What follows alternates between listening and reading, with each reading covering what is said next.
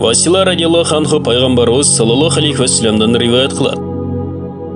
Маға Тораттың орнына Саба, Тувал берілді жана Забурдың орнына Миим берілді. Инжилдің орнына Масани берілді жана мен үшін өзгөчө Муфассал берілді. Құрандың башындағы 7 сүрө Тувал деп айтылады. Андан кейінки 11 сүрө Миин, андан кейінки 20 сүрө Масания, андан кейінки Құрандың ақырына чейинки сүрөлөр Муфассал деп аталады. Бұл бөліну көбірек белгілүү.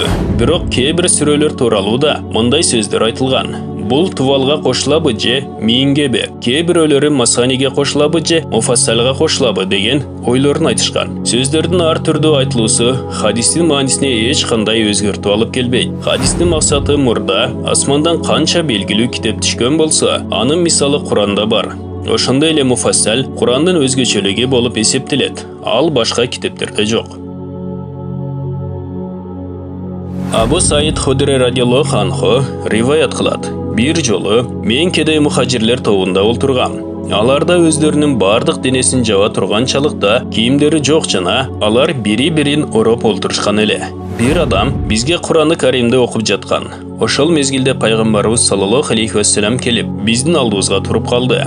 Качан пайгамбарыбыз саллаллаху алейхи вассалам келгенде, Куран окуган адам токтоду. Андан соң пайгамбарыбыз саллаллаху алейхи вассалам салам берди жана эмне менен алектенип олтурганыбызды сурады. Биз Алла Тааланын сөзүн угуп жаткан элек деп жооп бердик. Пайгамбарыбыз саллаллаху алейхи вассалам айтты: "Бардык мактоо жана алкыш Алла Таалага болсун. Ал менин үммөтүмдөн ушундай адамдарды жаратты жана мага алар менен олтурууга өкүм берди." Андан кийин пайгамбарыбыз саллаллаху алейхи вассалам бирөөгө жакын, бирөөгө алыс болбой баарыбызга бирдей болуш үчүн биздин ортобузга олтурду. Анан бизге тегерек болуп олтурууга өкүм берди. Бардыгыбыз пайгамбарыбыз саллаллаху алейхи вассаламга жүздөнүп олтурдук. Андан соң айтты: "Эй кембагал мухажирлер, мен силерге кыямат күнү толук нур менен болушуңардын жана силердин байларга караганда жарым күн мурда бейишке кирериңердин сүйүнүчтүү кабарын беремин жана бул жарым күн 500 жылга барабар."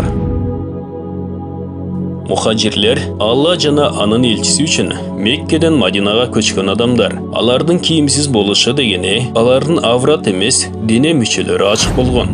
Бирок элдер үчүн уят деп эсептелбеген кандайдыр бир дене мүчө ачылып кала турган болсо, ошол да уят деп эсептелинет. Ошондуктан алар денелерин көрсөтпөө үчүн бири-бирин жаап олтурушкан. Адегенде алар пайгамбарыбыз саллаллаху алейхи вассаламдын келгенин Куран менен алек болушкандыктан сезишкен жок. Бирок качан пайгамбарыбыз саллаллаху алейхи вассалам жакындап келгенде гана байкашты жана Куран окуп жаткан киши пайгамбарыбыз саллаллаху алейхи вассаламды урматтагандыгы үчүн токтоп калды. Чындыгында пайгамбарыбыз саллаллаху алейхи вассаламдын эмне кылып жатасыңар деп сурагандыгы сүйүнгөндүгүн билдирүү эле. Себеби пайгамбарыбыз саллаллаху алейхи вассалам алардын бирөөсү Куран окуп жаткандыгын көргөн эле. Ахиреттин бир күнү бул дүйнөнүн 1000 жылына барабар. Чындыгында Раббиңдин алдындагы бир күн силердин эсеп кысаңардагы 1000 жылга тете. Ошондуктан кайсыл жерде кыямат күнү тууралуу айтылса, эртең деп келет. Бирок мунун бардыгы жалпы момундар үчүн болжолдонуп айтылат. Ал эми кафырлар үчүн өлчөм, узундугу 50 000 жыл болгон бир күндө. Чындыгында Раббиңдин алдындагы бир күн силердин эсеп кысаңардагы 1000 жылга тете. Өлчөм, узундугу 50 000 жыл болгон бир күндө. Мариш 4-аят.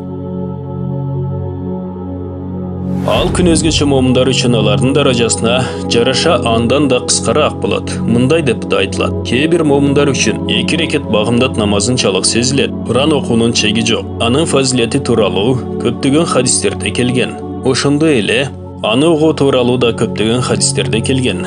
Ушул хадисте айтылгандай, бүткүл пайгамбарлардын имамына ушундай жыйынга олтурууга өкүм кылынып жатса, мындан да артык фазилет барбы?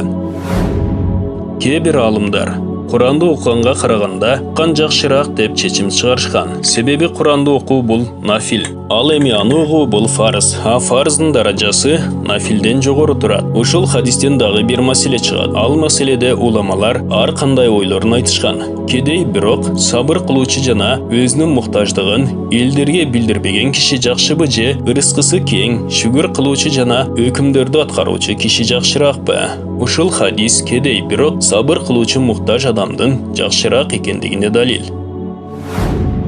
Бұл баян Фазаил Амал китебинен алынды.